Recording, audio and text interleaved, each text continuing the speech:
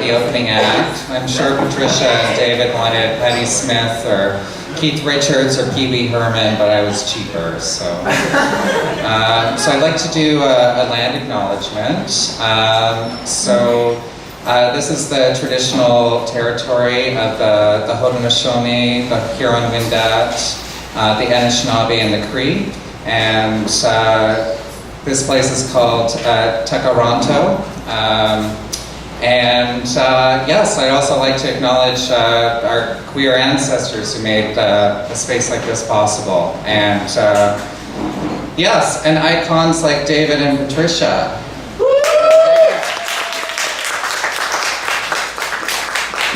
So I have a couple of poems and a little musing.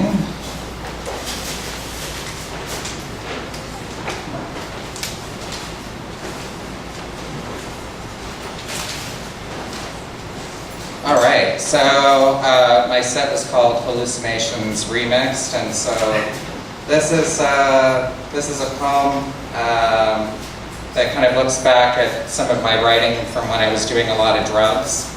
And yeah, so here we go. Can you get a palimpsest from a dirty needle? They have mistaken the pilling of alum for mother's little lamellar. Lab of absinthe and Drano, the meth fairy's Cerverian turd finds its way out of the maze off the island, becoming excretin. Voices flagellate, proof of his breath blowing back his face. The four corners of the room rhombic. I can hear Miss Bidu, Luke and Marielle and Chris and Sebastian laughing at me. And mother makes harpies with Bobby McGee. In the walls, their babies smoke their fiberglass nests, exhale, intervention theme song with rejects. He plays chicken hawk with a goblin. A sidewalk salt sale. It steals his tongue, veins, and asshole and helps him look for them anyway. Wounds, crusts, scabs, dust, for luby fingerprints on rock bottoms. But the cum-dump carcass only prolapses clouds that bust through a cheese grater, melting onto a $2 There Goes a Tenor t-shirt outside a Young Street head shop. But the obscurity is so cheap it's peeling. Look down your nose at the braille-crushed surveillance, lined up accused up his nose, and their cracked-out heart will peek through the rib blinds and wait for the catharsis of eviction. All right.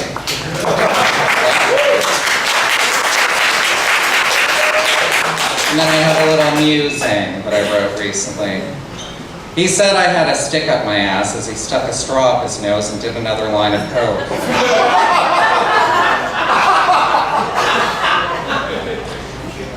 Well, I wish I said, well, there wouldn't be one up there if only you could get it up.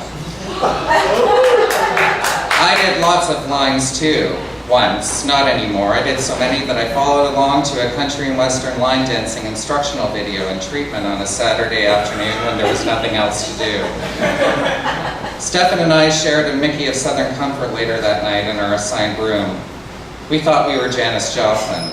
I only came back on Monday to pick up a certificate that said I choose recovery. Stefan did too, and he died 5 years later.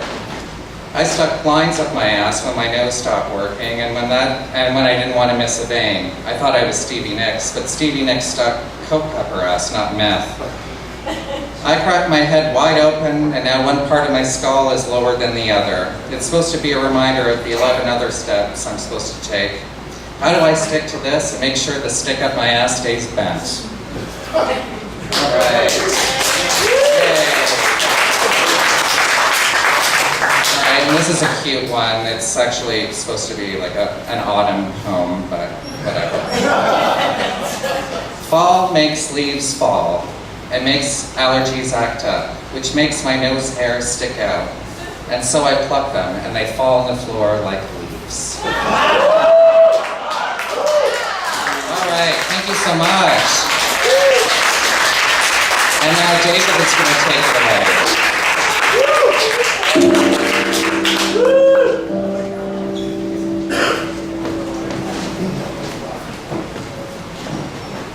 Am I supposed to stand here? I guess so. so there's light.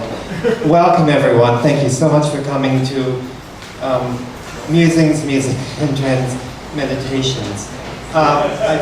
Before we start, I want to say some thank yous to the person who is to blame for all of this.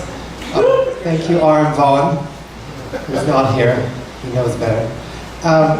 For suggesting that I help Patricia put together a selection of her work, her musings, her stories, her poetry, and many of you here know she has a wonderful following on Facebook with beautiful things she says every day, and gives us all comfort, or it scares us half to death, or both. You know. So RM did that, and out of that process of editing and choosing things, Patricia came to me and said, "Well, let's write something together." She gets bored quickly, so we did. So we're kind of celebrating that tonight because we got a little bit of funding. Thank you to the Ontario Arts Council to Tightrope Books and Coast House Press. Gave us a bit of money to develop this. It wasn't for this evening. It's to develop the poetry, because Patricia's poetry will be developed further into a book-length manuscript. But thank you again to Aaron Vaughan. Thank you to Steph for all your wonderful support this afternoon for the tech stuff, and Stuart Gordon, who will be accompanying Helen. Helen will be singing 3 arias, one at the beginning of this act, and then 2 in the second. So stay for all of the arias, please. And thank you for Raymond Halkio, who did some projections, and we have surtitles just like they do at the opera. So you'll be able to read the words that Patricia and I wrote. The words that Helen's singing from the 3 arias are from our poetry and from some performance pieces. And so, with no further, is there anyone else to thank? I don't think so. Buy lots of beer. It'll be a short and fabulous evening. Very long, but fabulous and brief. But our first selection is "The Thrill of Everything," sung by Helen Ducharme and composed and accompanied by Stuart Gordon, and the lyrics are by David Bateman. Thank you.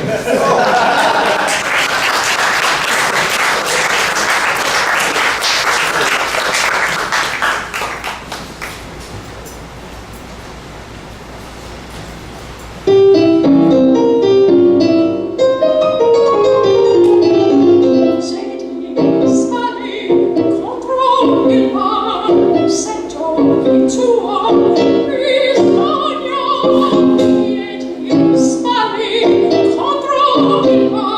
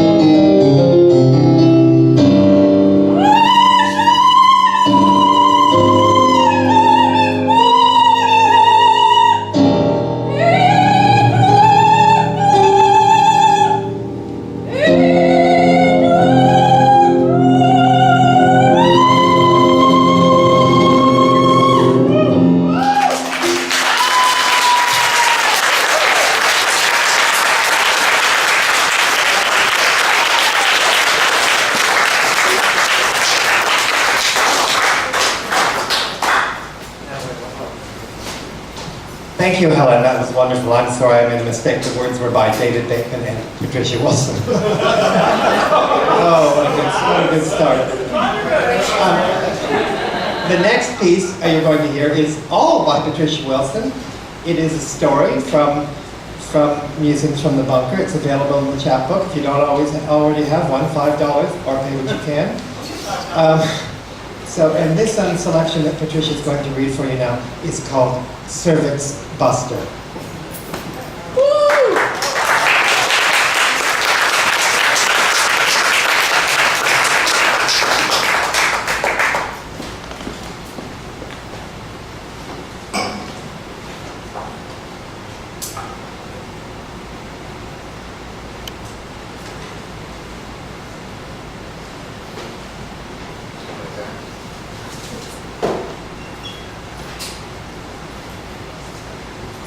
Turn that fucker down a little bit. Thanks, honey. All right, cool. So, thank you, everybody. It's an honor to be here. And I'm really touched. And who knows how this is going to go? Hold the mic. Thank you. Really sorry. Now I sound like Clint Eastwood. Okay. Well, you know, you get up thinking you look like Marilyn, and then you talk, and then you end up being like, sounding like Clint Eastwood. It's like, it's a fucking tranny problem, right? Okay. Well, it's my problem too. Yeah, it sounds like you got something else going on. Just saying. Right? I don't know what to say. So, I'm hoping everybody can last this long. But I can see somebody here that I said that to, who they said to me, honey, I'm a bottom, I can last forever. You said it, you didn't say I couldn't say it. All right, here we go. It's called Cervix Buster. It was over 30 years ago. Our first date was at the Capitol Theater in Windsor to see Air Farce. I saved that theater as the executive director of the Windsor Arts Council, saved it, and then they fired me. Said I stole money because they couldn't find receipts. They found the receipts 3 years later, but no apology, and I was gone. I heard it all secondhand. They said someone like me couldn't work there and that I'd never work in that city again. But on that first date at the Capitol, I had just got my new toy. My date was a well-off guy with a big warehouse space overlooking the river towards Detroit. An established, well-off artist. He was 60, I was around 30. He didn't know about surgery, and the first time we had sex, well, here's a little guy, about 5 foot something. He was small, but he had the biggest dick I'd ever seen in my life, so fucking big. So he says to me, oh my God, I've never slept with someone who looks like a Playboy model. That motherfucker went right through my brand new cervix. I know, right? Fuck.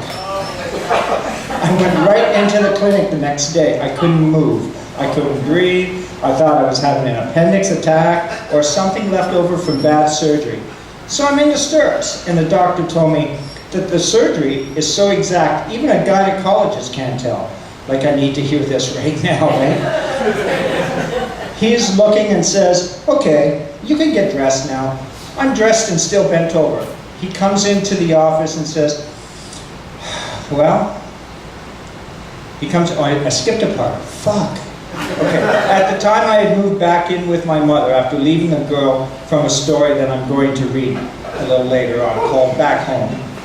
She had a new boyfriend, a saxophone player, which is fucked right away, right? We lived together for a while with me on the couch. It didn't work out at all. They treated me like shit. So I get dressed, and the doctor comes into the office and has a prescription for me. I say, what's wrong? What's going on? And he had a thick accent, and I could barely understand him because I'm also a little hard of hearing. He says, oh, Miss Wilson, you're okay, but you had too vigorous of sex. Right? Brand new toy, and I'm already wearing it out. Here is some Valium. Please take at least an hour before sex so you can relax. I had been so tense, I was clenching my cervix and hurting myself. As I got dressed and walked down the hall, I could hear the laughter of the nurses giggling.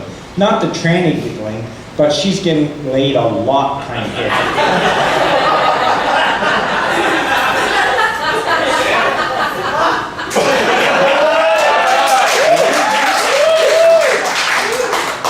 But the short guy with the huge dick, he wanted me to move in with him. So I felt I had, well, you know, Playboy model, right? So I felt I had to tell him about being trans. So I told him we had to meet.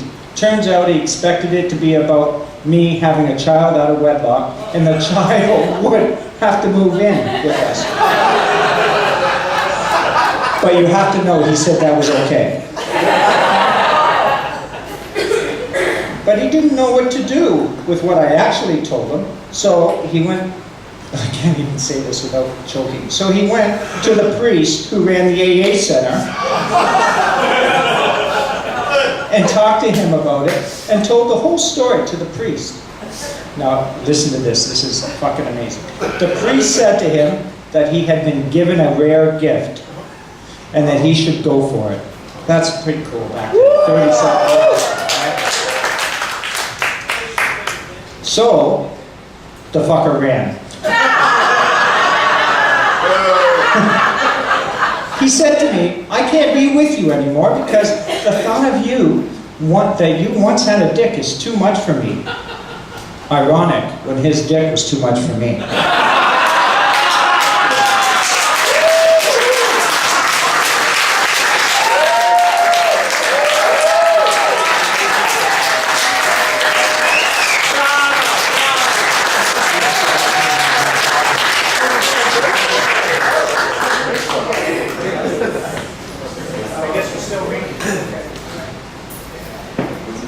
Okay, thank you so much. That was wonderful. Cervix buster, yes.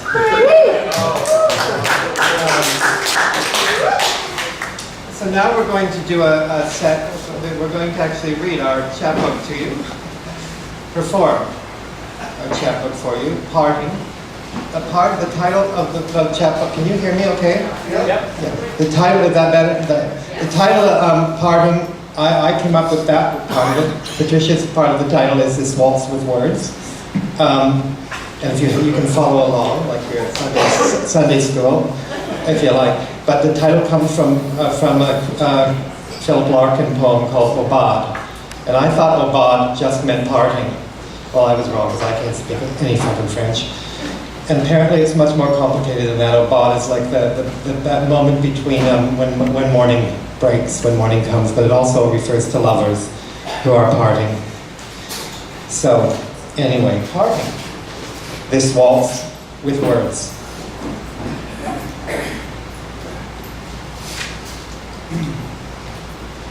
Pirate swagger. I see you. I see you. I feel you. I feel you. Your every step. In but a second you swagger like a conquering pirate. Balanced. Oh so balanced, the weight between your thighs, your shoulders, balanced and sure-footed. And even when the moments of doubt or a tear possess your heart or soul, you have the shell of confidence. You have always been female to a world's eye. Your psyche is balanced in that.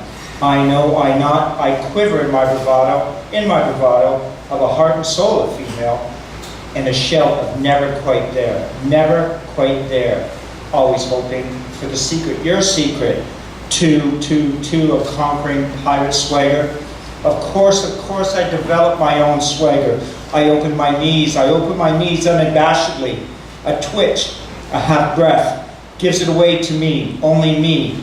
I was not born with it. Every step, every breath, every tear, every doubt, every wonderful found glory that you and your kind share, they were my Coles notes. For a cloudy, for a shaky at best future, one I had to have or die, a misunderstood death. Don't scowl your perfect scowl at me. I am the one that grasped at straws, at the impossible, impassable, unpassable, Sing a song of things conquered as you swagger down the street. Sing a song of straws grasped and lives learned in your shadow. Faye, never, never knowing which side of the fence, which side of those intersecting divides, and now at 61, still sitting on phallic posts, the invisible butch and glaring femme of my disguise, enjoying the soft, blunt penetration of all these years at sea, wondering which pirate I might be. Today, the one whose Faye swagger becomes an easily mocked mince. The one whose mince becomes an unidentifiable gate. These streets are nastier now, as I navigate them daily, finding more fear in a young man's mean bravado as he chooses my way, my urban path, midday, as I chat on my cell phone to the guy who invented Faye. Hey, you faggot, are you talking to your boyfriend? Having never had a boyfriend, I find the loneliness of his taunt alluring and less self-assured than I can find in my own private destiny. But this ship sails on. Homer's blue-black shadow, day and night, marches garish, beloved upsweep, lodged in my camp ways, as we find solace in squat tumblers, glasses, stemware gulped like waves that beat this shoreline, with this and that, the taunts you least expect at any given moment. But unsurprised, in retrospect, seconds after some stranger has momentarily drowned your simple joy of walking to a store, a library, a gym, a date with yourself. And someone feels your pain is something they can provide when I would like to lie him down. Sandy shores, those pebbles on shell-lined marks embedded on his lickable buttocks, where he and I, and rhyme in sinewy satisfactions, would lie and lie and lie and tell ourselves that this is love amongst the salty ruin of his mocking eyes.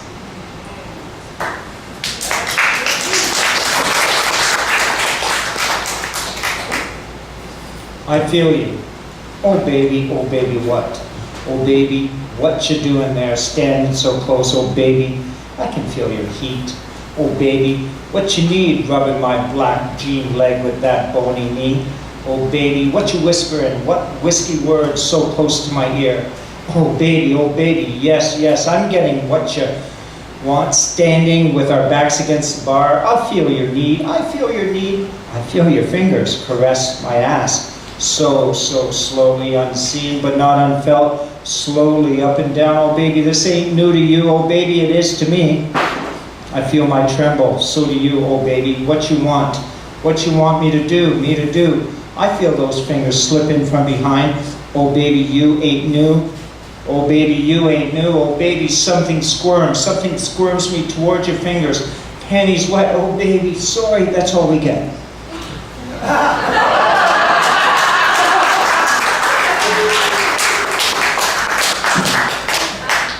Misstep. Squirming in my memory, in the memory of back alleys, someone told me to forget. But the privacy of all that, the sheer longing, deprived, restored, and shrieking in those fulfilling sighs against brick walls, bar rails, the stools pushed in and out. We would twist and turn upon bartending our own souls, the seeming cheesiness of all those disco-hungry moves, trying to stay alive, all this time just to be told that this can only now be seen as sad regret. Move on. No, but I choose memory. And the thrill of everything, I am told, was just one misstep following one misstep after another.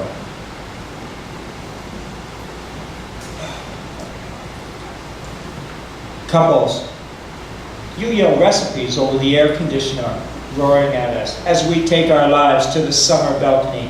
Flowers and a fountain, bird shit, a blessed bee, animals at our feet, a couple. Love twists, turns, twists again, leaving an easy, simple, complicated, contemplative cooperation co-opted over time, no longer yours or mine, between two aging hearts, stuffed peppers, stuffed zucchinis, even bourbon, fucking blueberry tea, blah to the tea. Delightfully yelled my way, like food foreplay. Where does it end? Oh God, don't let it end. Shake us up a bit, if you must, as it happens. Keep us on our toes. Don't take it away from us, a couple. Tell me we are more than food scrapped into the recycle bin.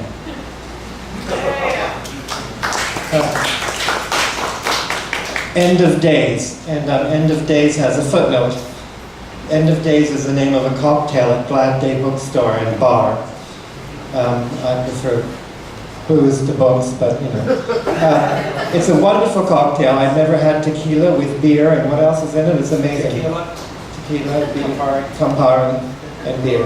And lime juice. And lime juice. Go over there and have one. It takes about 25 minutes to make.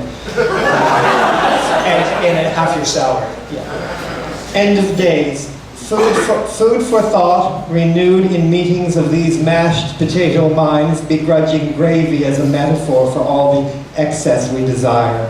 The knives and forks, the plates and spoons, the bowls and skull-shaped goblets, the sounds and objects of these still lives, knocking up against each craving of all these culinary thoughts.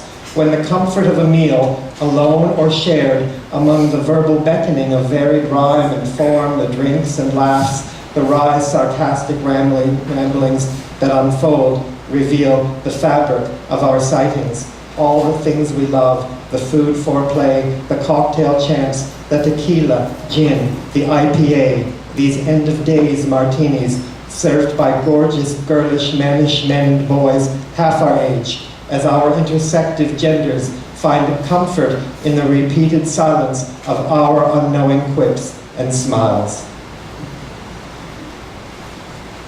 Token. A bus ride. What's the big deal? Drop that token down, look up to smile at the driver. She didn't budge. A long day, I guess. Mine will come as yours ends.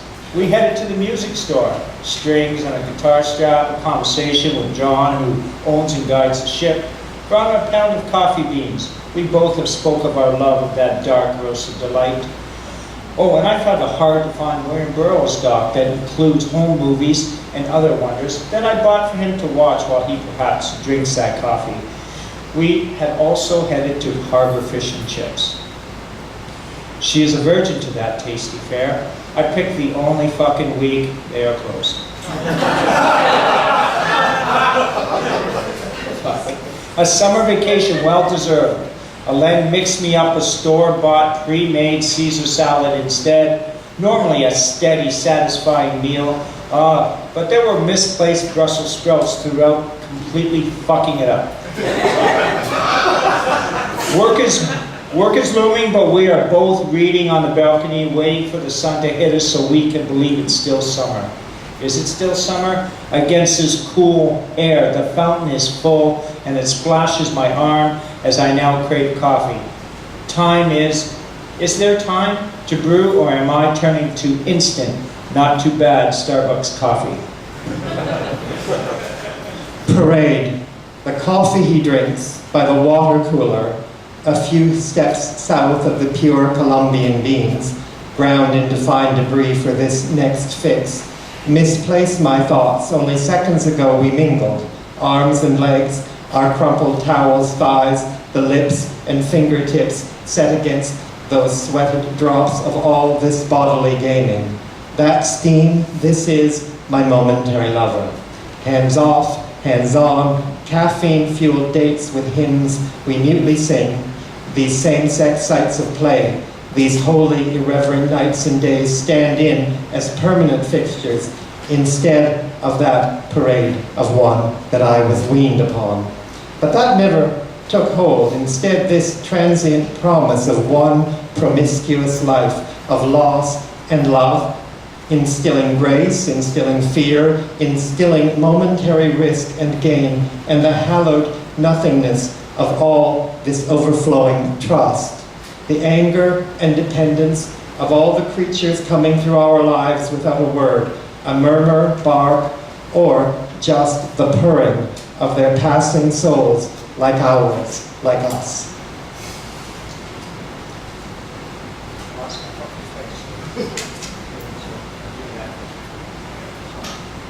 Yeah.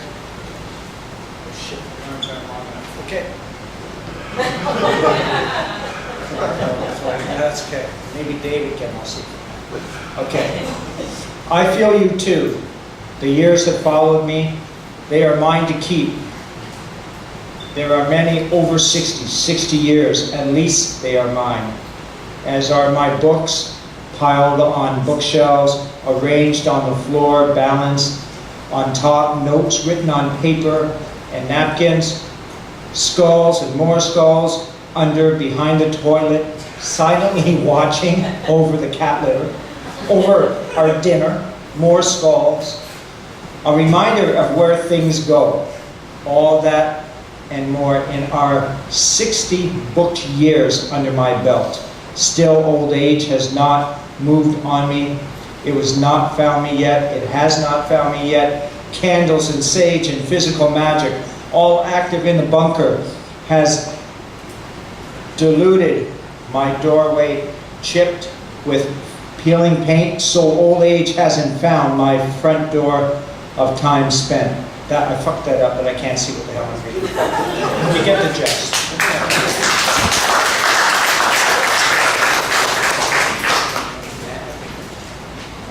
Excuse us for a minute. What's that? Yeah, I got that. Pinata.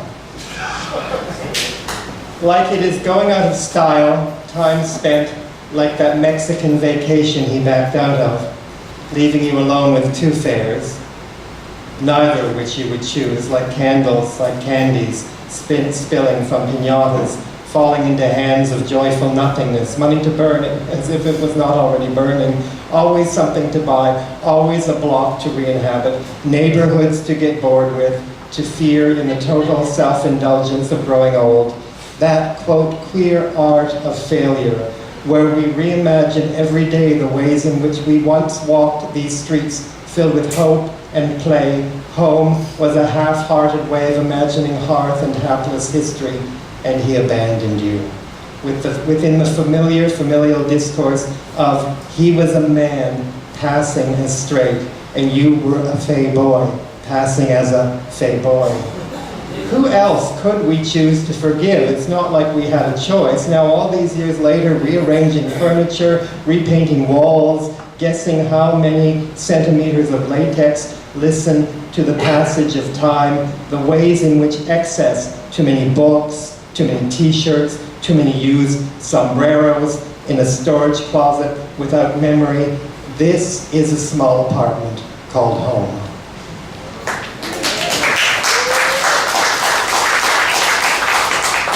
A ride in the city. Side by side we ride, two older girls on the bus, happy with our dueling whispers and smiles, alive in the city, our hands touching, oh so subtle.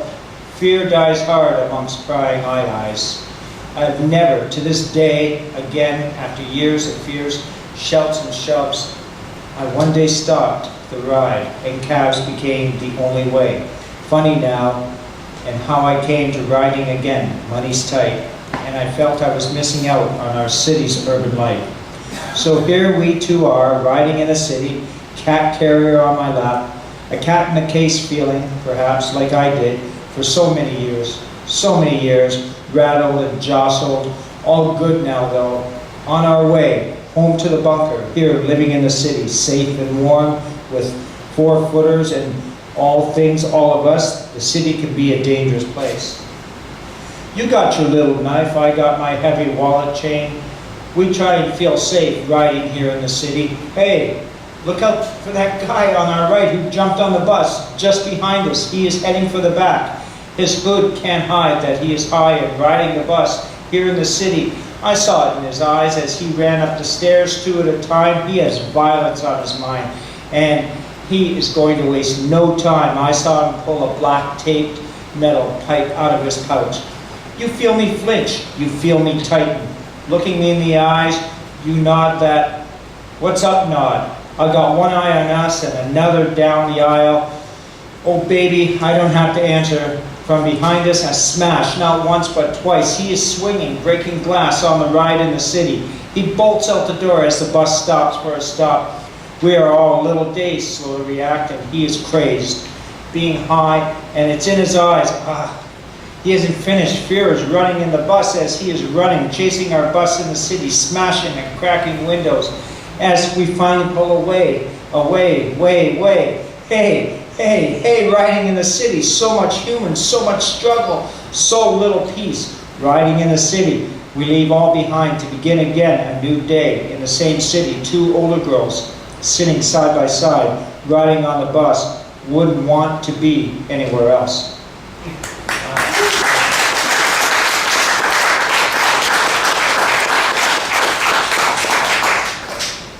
Parting after Philip Larkin's Obad.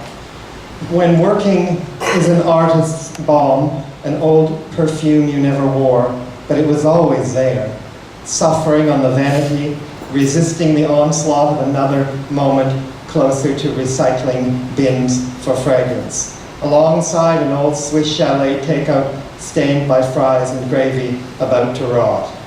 He gave it to you on that bridge in France while you lay sleeping on that stone bench that took so long to climb upon. You had fallen gracelessly from his arms by letting go. You drooped, in fact. Some pierced and plundered earlobe finally freed from the metal of that youthful ring he spun. You write that balm into words. Your head awry, off to one side, your right ear against his plunging neckline, like feathers saying no to softness. The emotion of his chest hair stung you like a philandering bee or moth. It was sloth and glory in his arms. But you let go and took that scent of him to task. Work becomes a perfume. It stays now by that lady taken from mother's chest in blue, her head a bottle top, empty of all fragrance, once the color of champagne, now a dusky beer-like hue. When we are caught without people, drunk perfume, or the poetry of demise, there is no withstanding past triggering scent stays. Light can only give new hue, the sense of something new and fresh, but you know you cannot escape, or even accept the losses, strength of those two bottles, your mother's empty Avon blue, or that full tulip-shaped decanter he gave you filled with fragrance. It has gone off, and you wish for rivers, not salespeople, and Swiss chalets instead of scents roaming bridge to bridge, room to room, house to house, door to door.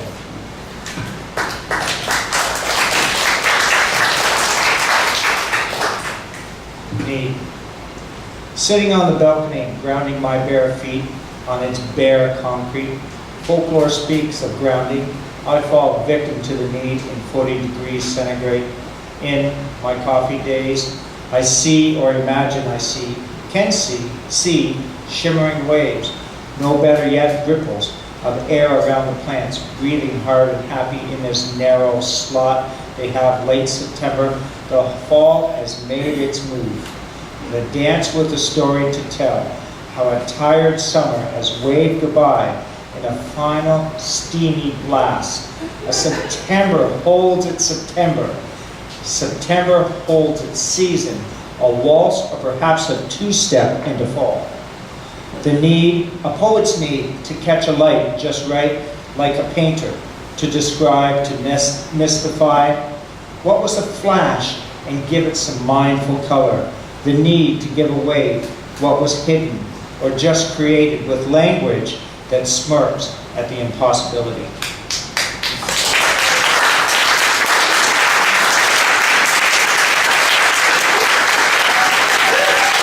Thank you.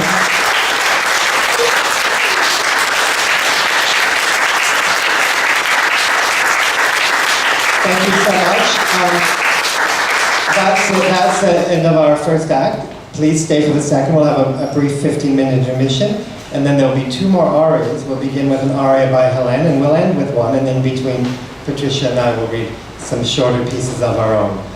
So have a drink. Thank you so much.